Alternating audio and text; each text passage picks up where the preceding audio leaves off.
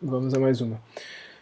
Não sei se cabe, não sei se devo, mas acho que vale o comentário de que todo mundo acabou de ficar sabendo da morte do Nelson Freire. E, bom, além de registrar uma tristeza grande pela perda de um músico fenomenal.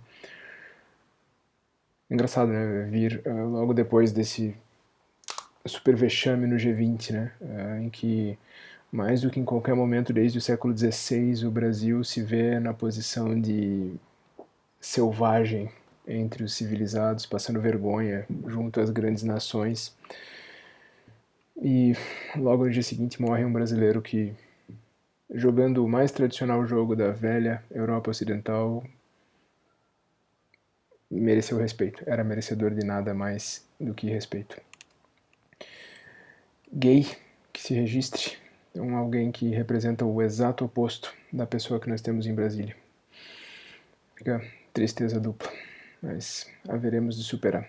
As gravações estão aí, os discos estão aí, a música está aí e isso tudo vai ficar muito mais do que essa porcalhada toda. Não, desculpa, ligeira tristeza aqui.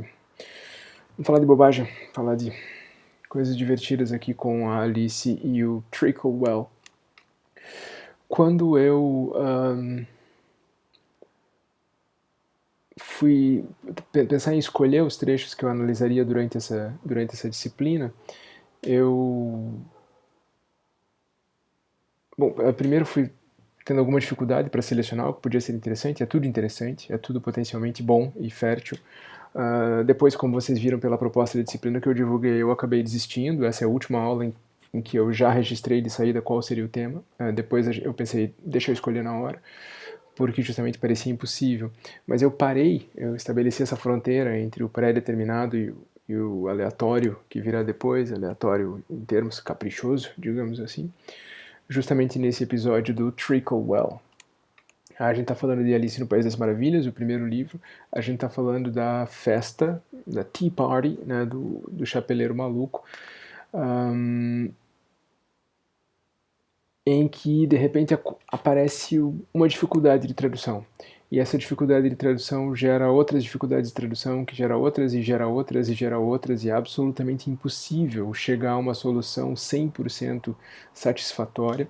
Até por isso, eu não vou ficar me concentrando, seja na minha proposta de tradução, ainda atual e ainda proposta, por isso que ainda não foi publicada, seja nas traduções já publicadas. Acho que mais interessante para nós aqui é levantar os problemas e aproveitar para falar de alguns problemas em torno dessa cena, em torno desse caso específico.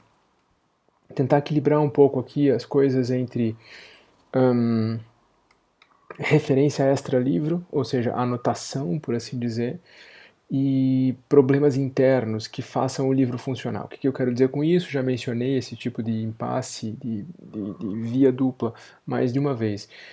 Muito depende, o que levar em consideração quando traduzir esse tipo de problema vai depender muito do tipo de projeto que você tem na mão, né? Se você vai fazer uma Alice para crianças pequenas, se você vai fazer uma Alice super ilustrada para ser vendida, distribuída para escolas, você está preocupada exclusivamente com os mecanismos internos. O livro tem que fazer sentido de capa a capa e ninguém precisa correr para fora dali, ninguém precisa buscar coerências com a Inglaterra do século XIX, com a vida da Alice Liddell, com dados da biografia do próprio Carroll, com cultura que já não se conhece.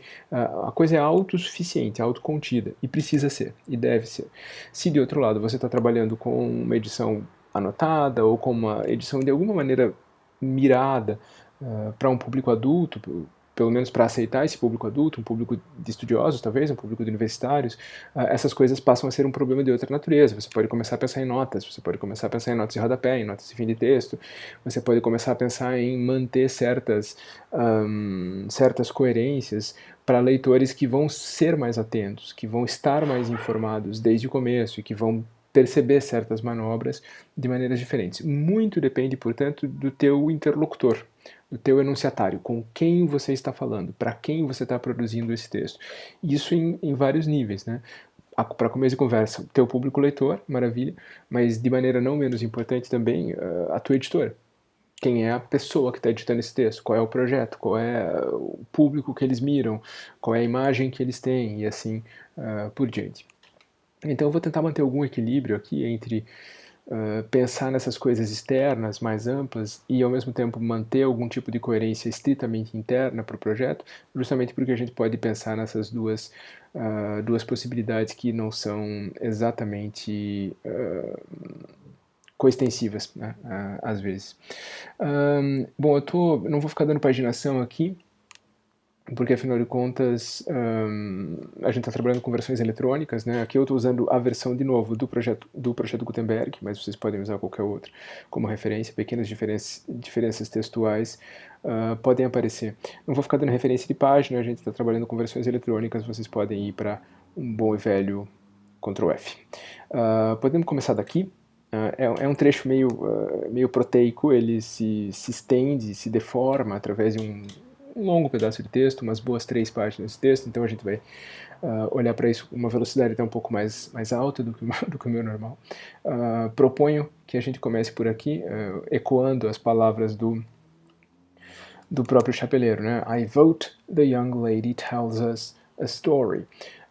Eles estão ali na festa, aquela talvez a cena mais famosa da Alice no País das Maravilhas, né? Ela encontra aquela mesa de chá, a longa mesa permanentemente posta para o chá, com essas figuras, basicamente o chapeleiro e a lebre de março, e a gente já vai ter que falar disso, ocupando só 2 cadeiras juntinhas, e essas figuras ficam trocando de cadeiras à medida que a louça vai se gastando, porque o chapeleiro ofendeu o tempo, e o tempo agora se vinga dele, e é sempre hora do chá, e ele não tem possibilidade de fazer alguma outra coisa qualquer. Existe já uma piada nessa história de ofendeu o tempo, porque na verdade parece que a ofensa dele ao tempo foi uma ofensa musical, e é o tempo cronológico que está se vingando dele, o que curiosamente é um problema de tradução que é menos problema no português, seria no italiano, por exemplo, do que é na verdade no inglês. No inglês a piada é meio forçada, em português é menos forçada, porque bem na verdade, pensar em 3 sentidos comuns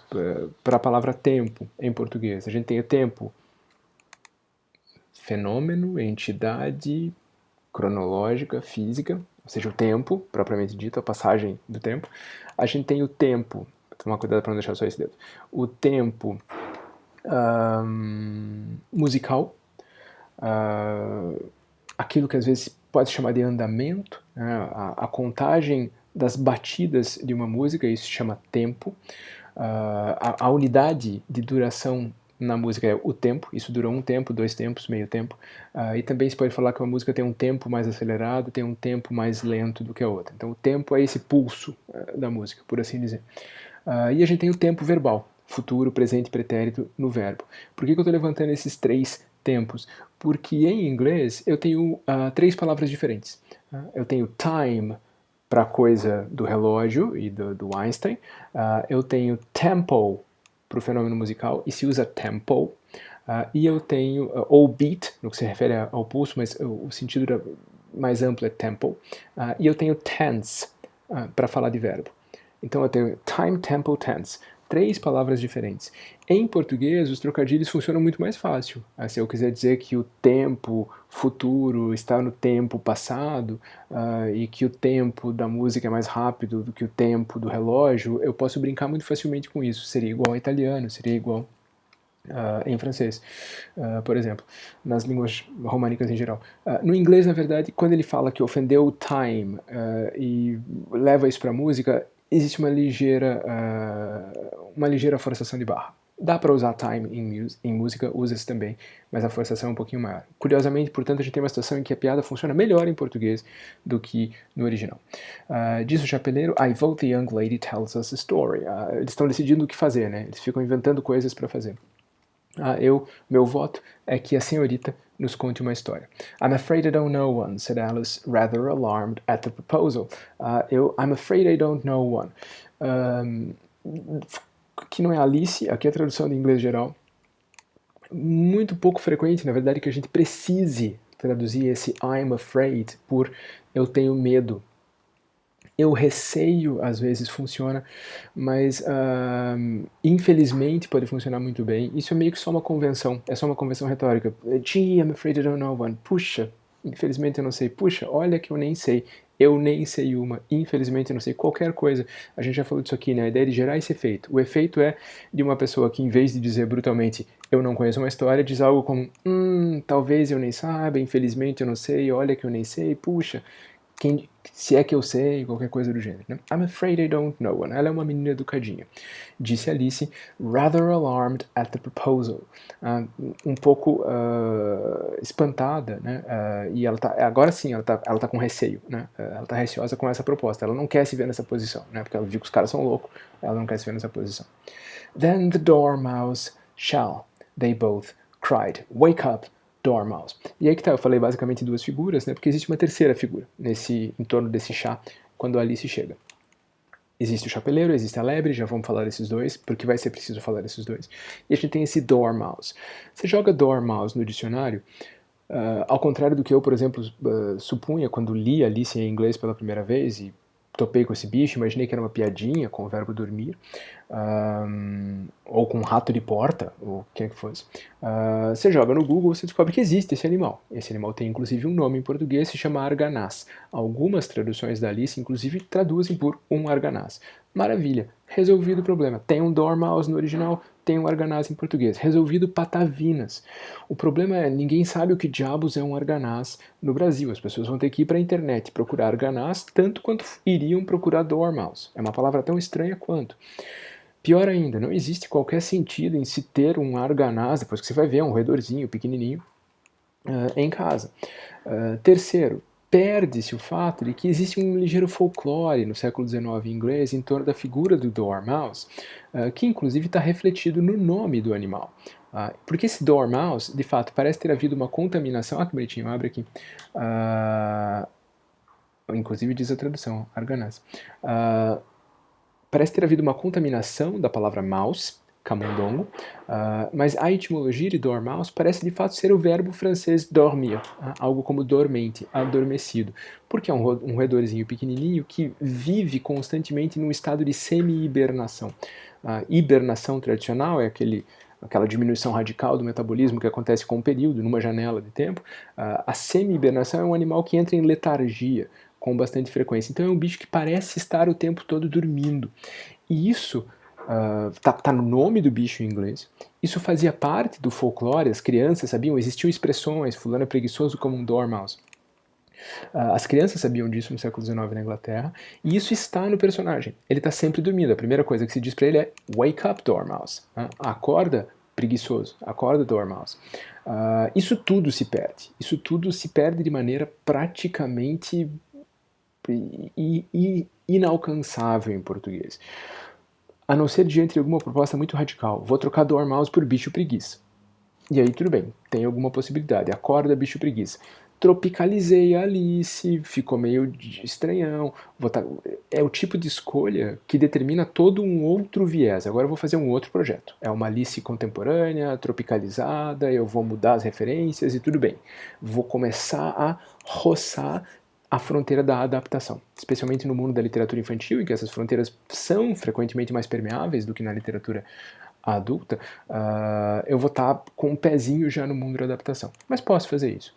Traduzir dormouse, colocar arganaz, sem dar explicação, sem puxar uma nota, sem explicar, pode ser mais complicado. Tem um outro detalhe curioso, que é que parece que na Inglaterra, no tempo do Carroll, havia de fato o costume de as crianças terem um dormouse de estimação. Aí são bichos pequenininhos e elas parece que colocavam os bichinhos para dormir dentro de xícaras de chá. Então a ideia de que nesse chá maluco dos dois você tem uma xicrinha com um dormouse dentro é uma piadinha. As crianças iam achar engraçadinho. Se dissesse, o que faltava aqui nessa mesa cheia de xícaras de chá? Lógico, tinha que ter um dormouse dentro. E esse bicho está fazendo o quê? Está dormindo, a gente tem que acordar. A Alice não quer falar. Quem que vai falar? Justo o dormouse. É um monte de piadinha, um monte de gracinha que uma criança do período do Carroll reconheceria, podia rir ou não, mas reconheceria como piada, e que para nós ficam completamente perdidas, por mais que exista uma tradução pura e simples para o nome do bicho. Wake up, Dormouse. And they pinched it on both sides at once. E cada belisca o arganaz de lado. The Dormouse slowly opened his eyes. E a divertida, rápida descrição do personagem, né? 2 beliscões, um de cada lado, e ele abre os olhos lentamente, né? Ou seja, não reage de susto. I wasn't asleep, he said in a hoarse, feeble voice. I heard every word you fellows were saying. Eu não estava dormindo. Eu ouvi tudinho que vocês estavam dizendo, né? I heard every word. Precisa traduzir palavra por palavra? Eu ouvi cada palavra. Eu particularmente detesto quando se traduzem esses every, isso por cada. Eu ouvi cada coisa que você disse, cada palavra que você disse, todas as palavras, tudo que vocês disseram, tudinho que vocês disseram. Tudo bem, lá vai o Caetano com os diminutivos, mas eu acho que tudinho funciona muito bem. Então eu não estava dormindo. Ele disse com uma voz rouca e frágil, né? Uma voz de quem está acordando. Fraca, né? Uma voz baixa. I heard every word you fellows were saying. Além daqui, tem aqui uma imagem, né, uma figura muito comum, que é a do velhinho dormindo na sala, que você acorda. Isso realmente acontecia com a minha avó, por isso que eu lembro com o velhinho. E tá apagada na frente da televisão, você vai lá, cutuca, ela diz, eu tava aqui acordada, e faz 2, 3 comentários sobre alguma coisa, como se nunca tivesse dormido, né? Então, esse é o papel do Dormouse. I heard every word you fellows were saying. Tell us a story, said the March Hare. Yes, please do, pleaded Alice.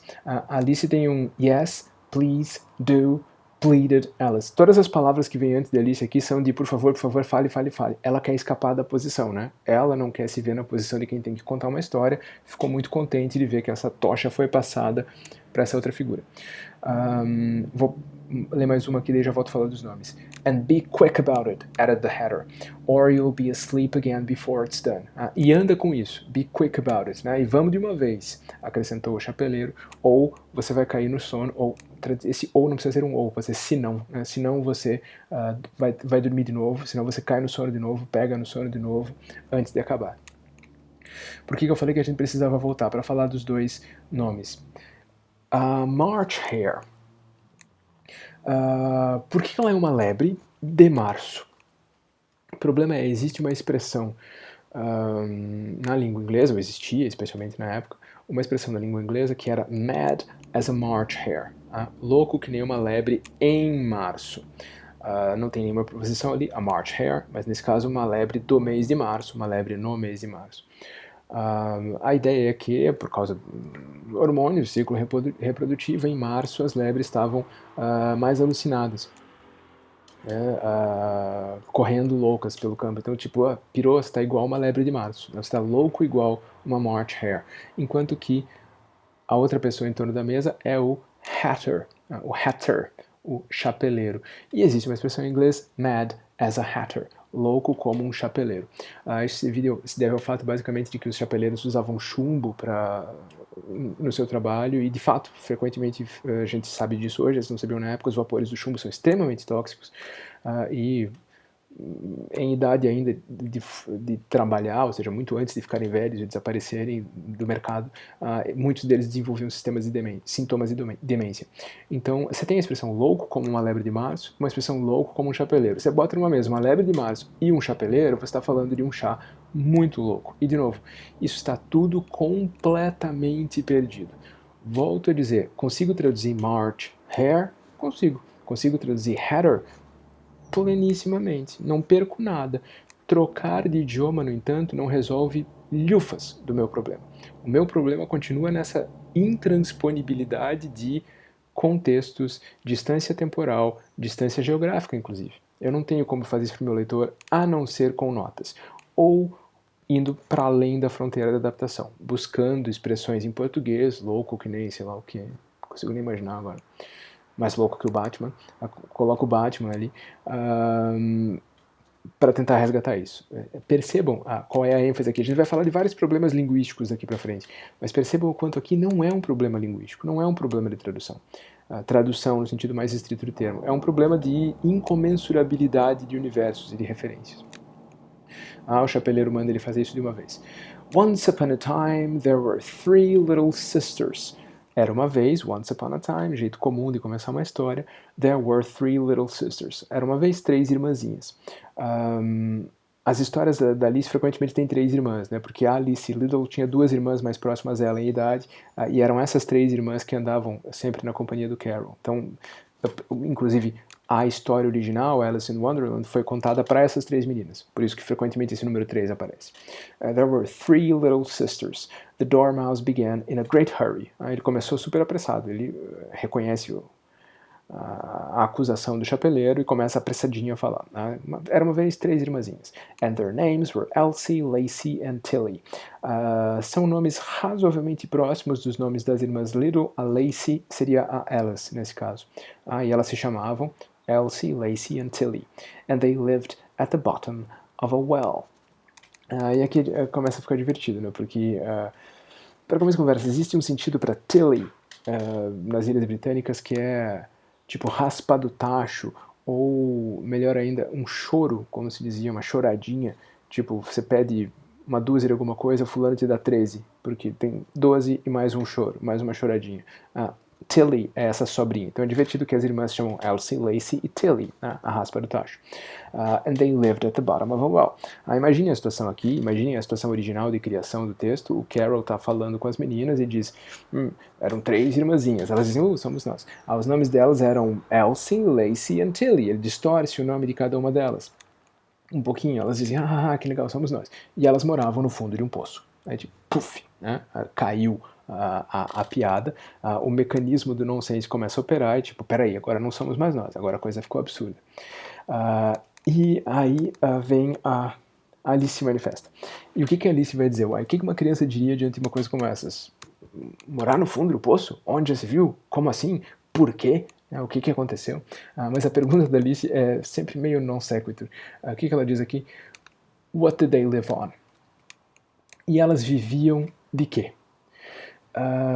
Temos já um probleminha aqui de jogo de palavra, porque and they lived at the bottom of a well.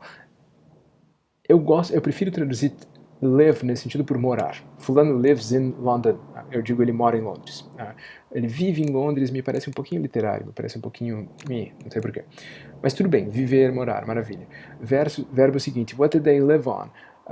Dá para traduzir isso aqui como e o que elas comiam. O que as mantinha, do que elas se sustentavam, o que as sustinha, por assim dizer. Mas eu preciso manter esse verbo. Então eu vou ter que usar viver lá em cima e vou ter que usar viver aqui embaixo. Cometo uma pequena violência embaixo, nenhuma quase em cima, e digo, e elas viviam no fundo de um poço. E elas viviam de quê? Pergunta Alice. Essa estranha pergunta que não parece fazer muito sentido. Disse Alice, e o narrador explica, who always took a great interest in questions of eating and drinking, que sempre se interessava muito por questões de comida e bebida. Primeiro, não sei se é verdade, da Alice que a gente conhece. Segundo, que é uma coisa estranha se dizer de alguém, essa pessoa sempre se interessa muito por questões de comida e bebida. Mas lembre que no mundo da Alice aqui, ela acaba de descobrir que comer e beber coisas faz ela mudar de tamanho, né? Então, ela se interessa... Há quem diga, né, que todo o livro, especialmente o País das Maravilhas, é uma discussão sobre o crescimento, sobre a criança crescer ou não, a criança diante dos adultos e etc. Então aí faz sentido, ela estava sempre interessada em questões de comida e bebida. E elas comiam o quê? They lived on treacle, said the Dormouse, after thinking a minute or two. Vou começar de trás para frente aqui, porque é mais fácil. Esse a minute or two dá para traduzir literalmente, 1 minuto ou 2.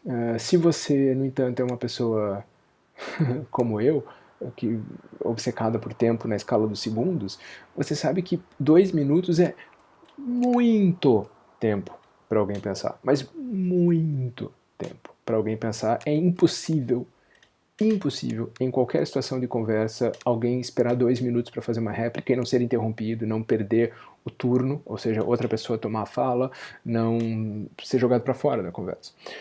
Também não está dito isso em inglês. O fato é que a minute or two, 1 minute or two, são expressões em inglês. Por um momento ou 2. Pensar por um segundo, a gente talvez possa dizer. 1 segundo ou 2. Minutes não é segundo. É 60 vezes diferente. No entanto, se eu traduzir aqui por 1 segundo ou 2, eu não sei se eu vou estar cometendo um erro tão grande assim. A ideia aqui é esperou um pouquinho para responder. Então, problema de trás para frente. Qual é o primeiro problema? They lived on treacle. Trickle, se você for olhar no dicionário, a gente pode fazer isso aqui em tempo real, tá aqui, thick, sticky, dark syrup made from partly refined sugar, molasses, qualquer xarope dourado. Já para o português, melado, melaço, melaço de cana, melado de cana. Era frequentemente usado para adoçar coisas e para se comer puro no pão na Inglaterra, no século XIX. Artigo de luxo, diga-se de passagem. Né? O açúcar sempre foi um artigo de luxo. Não sei se isso cabe aqui, mas já se disse que grande parte do problema da obesidade e vários problemas de saúde do século XX é que pela primeira vez na história da humanidade o açúcar deixou de ser um artigo de luxo. Todo mundo pode ter, e muito. E daí, dá merda. Elas viviam de melaço, disse Dormouse. E aqui vão começar os problemas. Vamos supor que a gente seja aqui um tradutor de primeira viagem que nunca leu o livro, um leitor de primeira viagem. Até aqui eu não tenho problemas de tradução. Elas viviam no fundo de um poço. Well, aqui é nitidamente poço, não há o que se fazer. Aqui viviam de trickle, viviam de melaço, não há o que se fazer. As palavras estão em ordem. Os non sequitur aqui, o fato de as três irmãzinhas, tudo bem, moravam no fundo do poço. E do que elas viviam? Viviam de melaço. Problema da lógica interna do texto. Não é problema para a tradução. A tradução continua dizendo o que o texto diz. A articulação entre esses elementos é que é um pouco mais complicada, mas vai piorar. Disse o Dormouse after thinking a minute or two. Desculpa. They couldn't have done that, you know, Alice gently remarked. They'd have been ill. So they were, said Dormouse. Very ill. They couldn't have done that, you know. E aqui é divertido que a Alice... Dá pra fazer umas interpretações aqui, né? Ela não quer questionar de vez, dizer, isso é uma bobagem, isso é uma asneira, onde já se viu, as irmãs moravam no fundo do poço e comiam melaço, porque o receio dela é que digam, não gostou? Conte outra história, então. Ela tá muito contente com a ideia de que é outra pessoa que tá falando. Então ela vai de leve, ela diz, they couldn't have done that, you know? Tipo, acho que não ia dar, acho que não ia ser possível viver de melaço, sabe? Alice gently remarked. Alice comentou com delicadeza, né, suavemente. They'd have been ill. Elas iam ficar doentes. Elas iam passar mal. Lembrem, Alice, infância versus mundo adulto, responsabilidades, etc. Aqui a Alice está fazendo uma coisa que ela faz com grande frequência, que é repetir com autoridade as coisas que os adultos lhe dizem na sua vida normal, fora do País das Maravilhas. Ela diz, a pessoa não pode viver só de doce, ela ia ficar doente, ela ia passar mal. Né? O desejo de toda criança é viver só de doce, mas os adultos dizem, não dá, você vai ficar doente. They'd have been ill. E o Arganaz não hesita e diz, so they were, very ill. Elas iam passar mal, elas iam ficar doentes, e estavam, disse ele, muito doentes, bem doentes. Continua sendo uma série de non sequiturs, uma série de afirmações que não batem, mas nenhum problema grande para a tradução. Ainda não localizamos um problema pontual de tradução. Alice tried to fancy to herself what such an extraordinary ways of living would be like, but it puzzled her too much, so she went on. But why did they live at the bottom of a well? Alice tentou imaginar, to fancy to herself, imaginar por si própria, tentou conceber, né? Lembrar que fancy aqui é uma forma distorcida da palavra fantasy. Né? Ela tentou fantasiar, tentou imaginar, né? Tentou imaginar como seria um meio de vida tão extraordinário, né? Ela tá naquele momento em que dizem para ela, cara, dá pra viver só de melaço, você fica doente, mas dá, né? Tipo, isso deve ser muito louco. But it puzzled her too much, mas né? A cabecinha dela não dá conta. So she went on. Então ela continuou falando. But why did they live at the bottom of a well? E aqui ela faz a pergunta que ela devia ter feito lá em cima, né? Mas por que elas moravam no fundo de um poço? Take some more tea, the March Hare said to Alice very earnestly. Toma mais chá. Aceite mais um chá. Pegue mais uma xícara. Tome mais uma xícara. Engraçado, posso traduzir tea por xícara aqui. A lebre de março disse a Alice com muita seriedade, né? Quase insistência aqui, very earnestly, né? Com uma cara muito séria. Rola uma coisa meio psicopata que ainda dá um medo nesse momento, porque ela faz a pergunta crucial e de repente entra esse outro agente e diz, querida, aceita um chazinho a mais. A gente pensa, o que que tem nesse chá, né? I've had nothing yet, Alice replied in an offended tone, so I can't take more. Eu ainda não tomei chá. I've had nothing yet. Eu não tomei nada ainda. Eu não diria que não tomei nada. Eu acho que a boa tradução é eu ainda não tomei. Alice replicou, respondeu, com um tom ofendido. Então eu não posso tomar mais. Porque ele disse, tome mais chá. E ela disse, eu não tomei ainda, eu não posso tomar mais. Daí vem a resposta sensacional. You mean you can take less, said the Hatter. It's very easy to take more than nothing. E aqui a gente tá, primeiro, abriu um parêntese na história toda do Treacle Well. E esse parêntese é um típico intercâmbio aliciano de jogo de palavras. Um jogo de palavras que eu acho que vai dar para manter em tudo que é idioma por aí, né? Não tem muito problema. Pegue mais, eu ainda não peguei, eu não posso pegar mais, e ele diz, quer dizer, você não pode pegar menos. É muito fácil ter mais do que nada, tomar mais do que nada. A gente tem um probleminha acessório aqui em português com o fato de que, como eu mesmo sugeri na hora de traduzir aquela primeira frase, a gente não precisa manter o nada. I've had nothing yet. E aqui eu preciso. It's very easy to take more than nothing. É muito fácil tomar mais do que nada. Beber mais do que nada, ficar com mais do que nada, aceitar mais do que nada. Seria interessante dar um jeito de manter aquele nada lá atrás. Não tomei nadinha de chá ainda, não tomei nada de chá. Porque não tomei nada parece querer dizer nenhuma bebida. Também ia funcionar, mas seria uma outra. É outra frase. E vejam, a Alice, que foi super delicada com o Dormouse, agora foi um pouco confrontational, né? Ela meio que vai de frente com a lebre e senta o braço no chapeleiro, né? Ninguém pediu a tua opinião, ninguém pediu pra você abrir a boca, disse Alice. Who's making personal remarks now? The Hatter asked triumphantly. Isso é uma referência a um momento anterior em que Alice diz que não é educado fazer perguntas pessoais. Ele diz, quem é que está fazendo comentários pessoais agora? Perguntou o chapeleiro, triunfante. Triunfantemente é uma coisa que nenhum preparador de originais vai deixar passar. Alice did not quite know what to say to this. Alice ficou meio, putz, e agora? Me pegou, né? Me deu para provar do meu próprio remédio, né? E ela não sabe exatamente o que dizer. Did not quite know what to say to this. Não sabia exatamente o que dizer, não sabia bem o que dizer. So she helped herself to some tea and bread and butter. Então ela se serviu de chá e pão com manteiga. Pão com manteiga, já falei disso aqui. É divertido que o bread and butter aqui aparece como uma coisa só, né? Com hífens, bread and butter. And then turned to the Dormouse, e então virou-se para o Dormouse e repeated her question, e repetiu sua pergunta. Why did they live at the bottom of a well?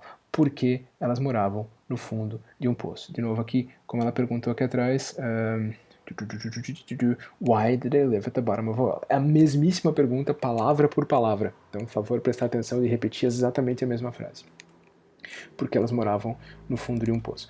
E aí a coisa vai ficando, não sei vocês, mas essa vibe meio psicopata vai aumentando, assim, tipo, parece que eles estão dando um jeito de ela não ter a resposta para essa pergunta super fundamental, porque as três irmãzinhas, pensa o que tem de gótico aqui, né? O que tem de campus aqui, né?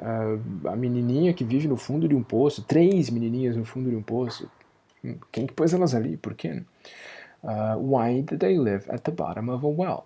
The Dormouse, again, took a minute or two to think about it. Aí, de novo, o Arganaz leva 1 ou 2 minutos, né?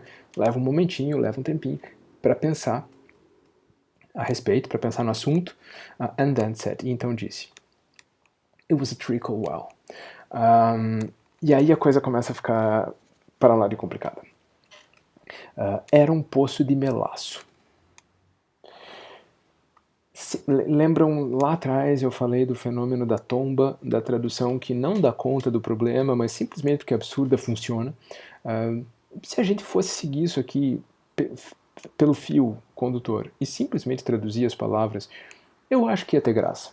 Elas moravam no fundo de um poço. E o que elas comiam? Comiam melaço. Mas por que elas moravam no fundo do poço? Porque era um poço de melaço. Funciona. Tem uma certa graça.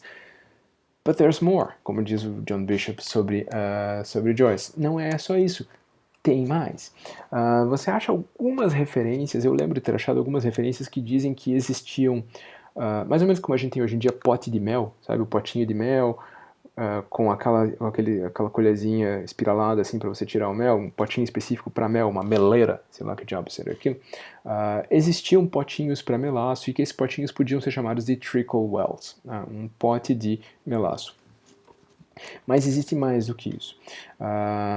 Porque o problema é que a palavra trickle chega no inglês do grego com o sentido original de remédio. E um sentido mais extenso de xarope, líquido escuro, viscoso.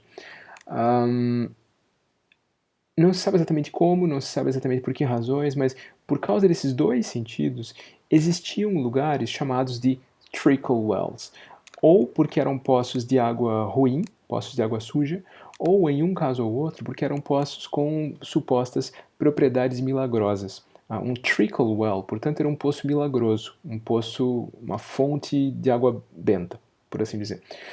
Existia um trickle well, conhecido como The Trickle Well, porque era o único da região, próximo à casa das irmãs Little e à casa do Carol. Então elas conheciam esse Trickle Well. Então para elas agora é que ia rolar um pss super violento, né? Porque tipo, melaço, poço, because it was a trickle well.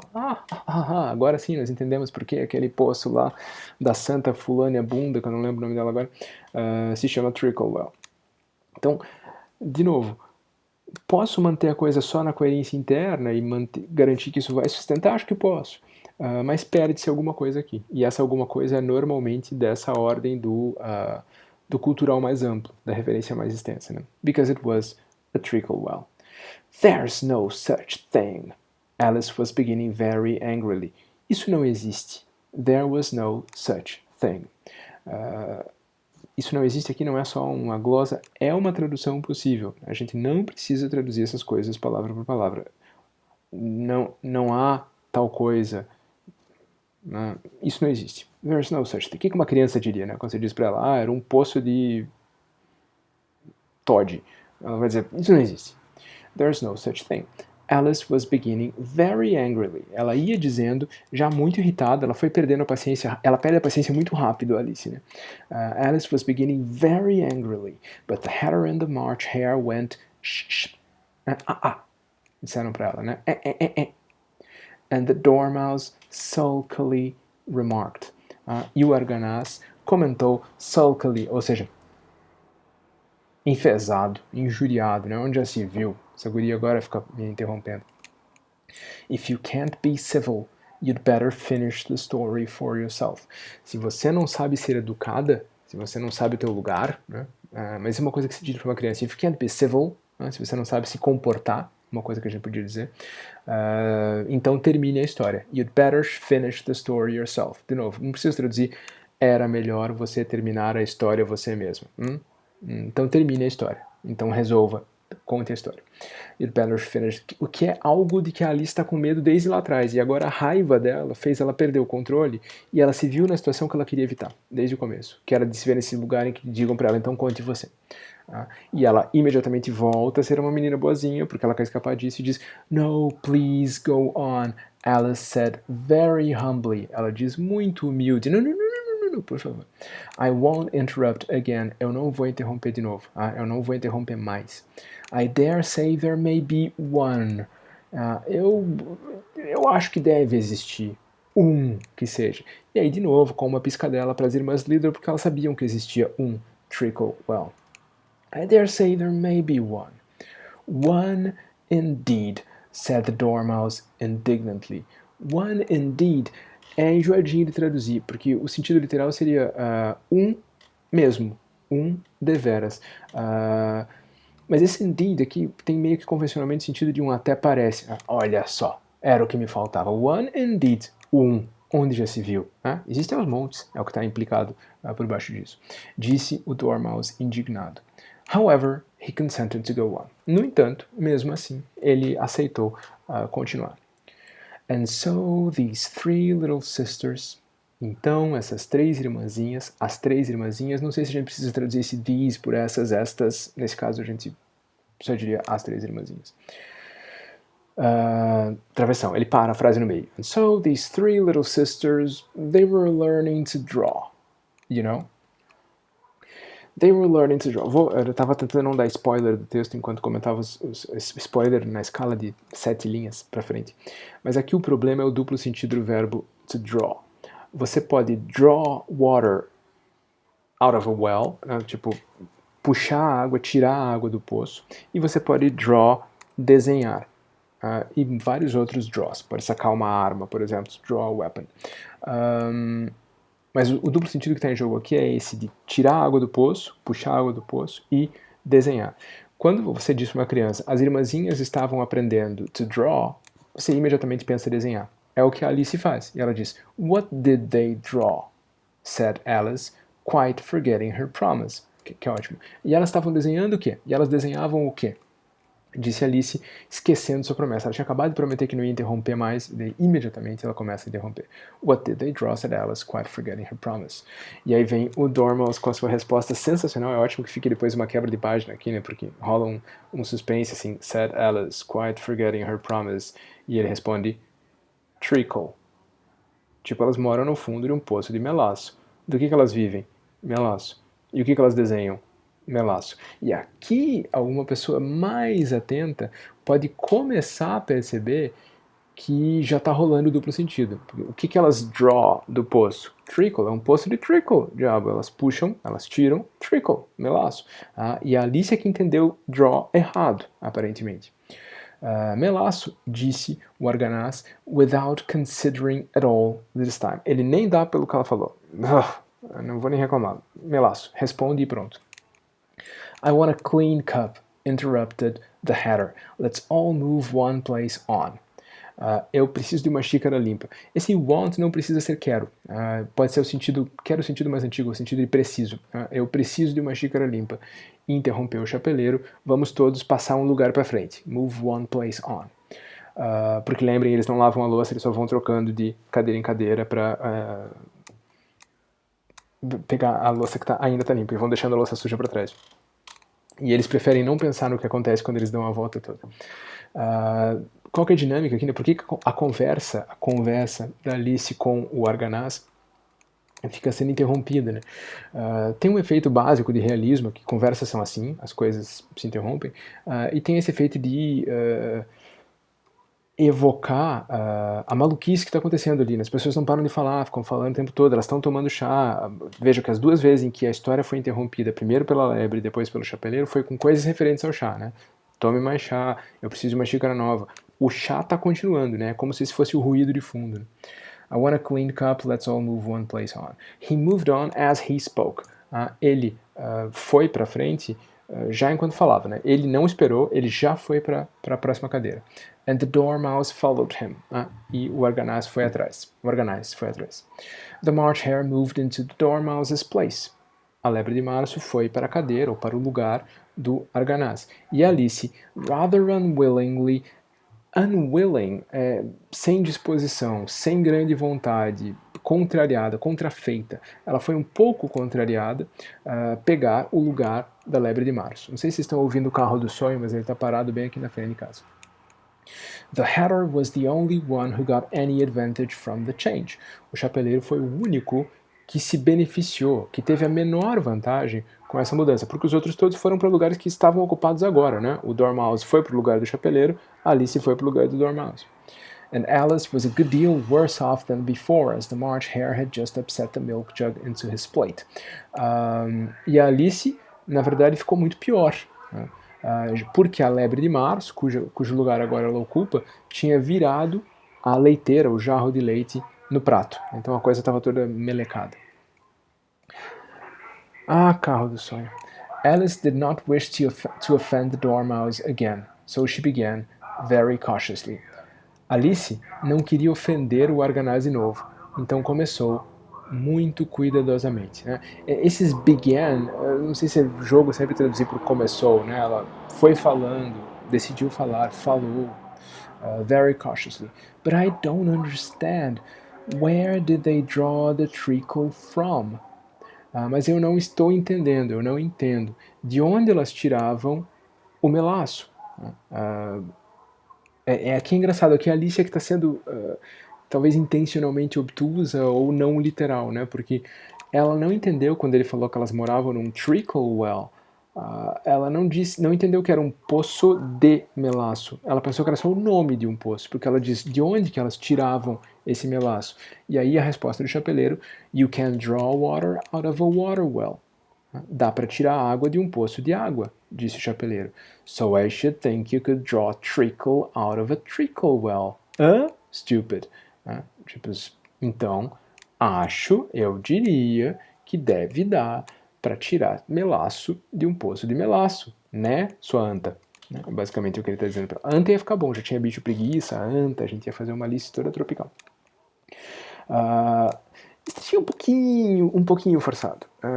Imaginar que a Alice não tinha imaginado essa possibilidade até aqui. Quem não imaginaria essa possibilidade seria uma criança que lembrasse que existia na vizinhança um dito trickle well, que não tem nada a ver com melaço. Ela já deixou claro que aparentemente ela não lembra a Alice do livro, né? Não a Alice Liddell que está ouvindo a história. Então, se alguém diz elas moravam num trickle well, você vai pensar que é um poço que está cheio de melaço. Não faria muito sentido essa pergunta aqui, mas tudo bem, estamos dentro da bobagem toda aqui. But they were in... Daí ela se redime agora. But they were in the well, Alice said to the Dormouse, not choosing to notice this last remark. Mas elas estavam dentro do poço. Então como é que elas iam tirar o melaço do poço, puxar o melaço do poço, se elas estavam dentro do poço? Elas estavam no melaço. Alice disse ao arganaz, not choosing to notice this last remark. Ela decide não registrar que essa última coisa foi dita, né? Tipo, essa grosseria do chapeleiro, ela simplesmente ignora. Essa é a chave. O divertido aqui é que tanto poderia ser not choosing to notice, quanto choosing not to notice, que aliás eu acho que é mais comum, né? Tipo, decidindo não registrar, não prestar atenção. Ela aqui não decide prestar atenção. São processos diferentes. O Carroll era matemático. Eu tenho absoluta certeza que ele estava muito consciente da diferença entre querer não fazer e não querer fazer. Isso é operador lógico. Isso funciona numa cabeça de matemático. Of course they were, said the Dormouse. Mas é claro que estavam. Né? Ele que conta a história. E aí vem o melhor dos trocadilhos de todos. Of course they were, said the Dormouse. Well in. Bem lá dentro. Só que agora é well no sentido de advérbio. Bem. They were in the well. Yes, they were well in the well. Bem dentro do poço.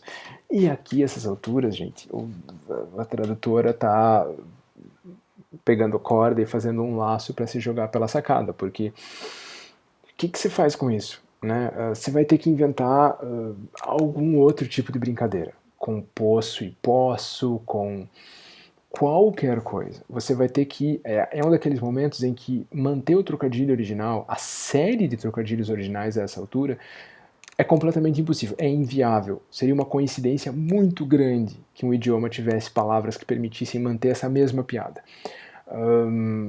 Mas alguma piada a gente consegue incluir. Algum trocadilho, alguma brincadeira a gente consegue fazer. E esse é um daqueles momentos em que talvez seja de fato mais importante você simplesmente ter alguma coisa aqui de lúdico, de engraçada, de lúdica, de engraçada, de inventiva verbalmente, e não necessariamente essa. Mas teria que ser bem bacana, especialmente nesse momento aqui, esse well in é a super piada de tiozão. This answer so confused poor Alice that she let the Dormouse go on for some time without interrupting it. Essa resposta deixou Alice tão desorientada, tão sem pé nem cabeça. Vê se não é engraçado. Vamos supor, eu acabei de falar isso aqui, e vamos supor que na hora me desse um trunks, e eu dissesse, putz, eu queria pôr sem pé nem cabeça aqui, porque eu acho legal. Tem um clima de Alice. Posso pôr aqui? Posso. Essa resposta parecia tão sem pé nem cabeça que Alice... o sentido é o mesmo, né? De um lado, eu estou me concentrando no resultado que isso causa na Alice. Ela ficou desorientada. No outro, eu posso dizer, me concentrar no que a frase tem de específico, a resposta tem de específico. Posso fazer.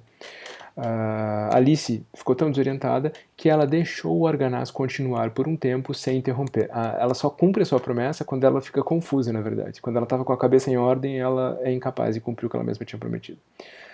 They were learning to draw. Elas estavam aprendendo a desenhar barra tirar água, tirar melaço. O arganaz continuou bocejando e esfregando os olhos. A gente está vendo que a história do arganaz já não vai durar muito tempo. Bocejando e esfregando os olhos, for it was getting very sleepy. Porque ele estava ficando com muito sono. And they drew all manner of things. E elas desenhavam tudo quanto era coisa. Todo tipo de coisa. Everything that begins with an M. Tudo que começa com a letra M. Tudo que começa com M.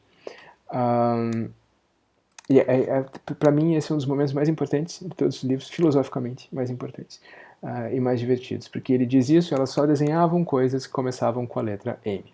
E a Alice faz a pergunta lógica de Alice, que é Why with an M? Por que com M? Disse Alice. E o Arganaz dá a mais importante resposta filosófica de todos os problemas da vida. É sério isso, não estou de sacanagem com vocês. Toda vez que alguém perguntar por que tal coisa, lembrem que é igualmente fundamental se perguntar why not? E por que não? Tem alguma proibição? Não. Então era isso que elas faziam. Por que isso aconteceu comigo? E por que não ia acontecer? Tem alguma proibição? É impossível? Não, acontece e pronto. É sério, isso é um momento para mim muito importante. Elas desenhavam todo tipo de coisas, tudo que começa com M. Why with an M, said Alice. Why not, said the March Hare. Há o detalhe aqui de que tem gente que levanta isso, né? O Dormouse é de certa forma um mouse, a lebre é uma March Hare e o chapeleiro é um Mad Hatter. Então, de certa forma, os três são coisas com M e a Alice não. Então, talvez isso seja uma exclusão. Alice was silent. E eu acho sensacional isso aqui, porque depois dessa chapuletada filosófica, a Alice diz: pior que é verdade. The Dormouse had closed its eyes by this time. A essa altura, nesse momento, o arganaz já tinha fechado os olhos. And was going into a doze. E estava caindo no sono, né? Ele estava começando a apagar. But on being pinched by the hatter, mas ao receber um beliscão, ao ser beliscado, recebendo um beliscão do chapeleiro, ele acordou de novo com um gritinho, with a little shriek, and went on. E continuou. That begins with an M. E ele volta do meio da frase, né? De novo, igual aquele velho que dorme no sofá vendo televisão. Que começa com M. That begins with an M. Such as mousetraps. E aí vem as coisas que começam com M que ele pode lembrar. Podia ser milk, uma coisa bem óbvia, mas não. Mousetraps. Algo de que ele, como Dormouse, talvez fosse muito consciente. Mousetraps. And the moon. E a lua. And memory. And muchness. Muchness é uma palavra que não se usa mais. E praticamente só se usava nessa expressão que ele vai descrever. You know, you say things are much of a muchness. To be much of a muchness é tipo... As coisas são muito confusas ou são muitas, são muito abundantes. Did you ever see such a thing as a drawing of a muchness? É uma palavra que só existe como parte de uma expressão idiomática. Seria como alguém dizer, você já ouviu dizer que o fulano estava ao léu? Você já viu alguém desenhar o desenho de um léu? Você já viu que cara tem um léu? Ou fulano fez isso a esmo. Você já viu o desenho de um esmo? São palavras que não vão ter representação pictórica. E, de novo, o Carroll era matemático, era lógico, ele estava ligado nessas coisas de representação, de codificação, de cifra do mundo, via linguagem matemática ou linguagem verbal. Então, para ele, essas coisas interessantes. E vejam que existe uma caminhada aqui. Mousetraps, objeto concreto, imediato, risco para aquela criatura. Muito concreto, muito próximo. The moon, século XIX, a lua era um mundo de fantasia, era uma coisa inacessível, algo de que não sabia muita coisa. And the moon and memory. Eu vou mais longe ainda no abstrato, que é a memória. A gente está indo para o mais intangível, né? Concreto, distante, intangível, e muchness, uma coisa que é só um índice verbal, sem uma referência no mundo. Óbvio que, além de tudo, eu vou ter que traduzir essas coisas todas por palavras que comecem com a mesma letra. Mousetrap, moon, lua, memória, ratoeira e muchness eu vou ter que inventar alguma coisa. Léo, esmo, acabei de chutar. Primeiro problema. Segundo, essas coisas deveriam ter alguma ligação com Mad Hatter, March Hare, Dormouse, aqueles 3 M's que eu vi lá atrás, e não deviam ter alguma ligação com a letra A de Alice. Posso trocar a letra M? Posso. Talvez. Não encontro uma referência muito direta ao porquê desse M. Existe um caso caroliano semelhante, que é o fato de que todos os nomes dos tripulantes do navio do poema The Hunting of the Snark começam com a letra B. Não lembro se eu mencionei isso aqui para vocês. E o Carroll respondeu várias cartas na vida dele sobre por que isso era relevante, como era tal, e deu várias respostas diferentes. Mas numa delas ele respondeu basicamente como Dormouse, why not? Por que não B? Ou por que não todos com a mesma letra? Posso trocar essa letra B por outra coisa? Espero que sim, porque na minha tradução vai ser C, porque B não foi possível. Mas é mais importante que seja a mesma letra. Que sejam todos com uma mesma letra, né? Talvez aqui seja o caso. Posso trocar o M, talvez possa, mas talvez eu devesse encontrar uma letra que respondesse a todos esses problemas. Unificasse os 3 personagens do chá, excluísse a Alice, juntasse.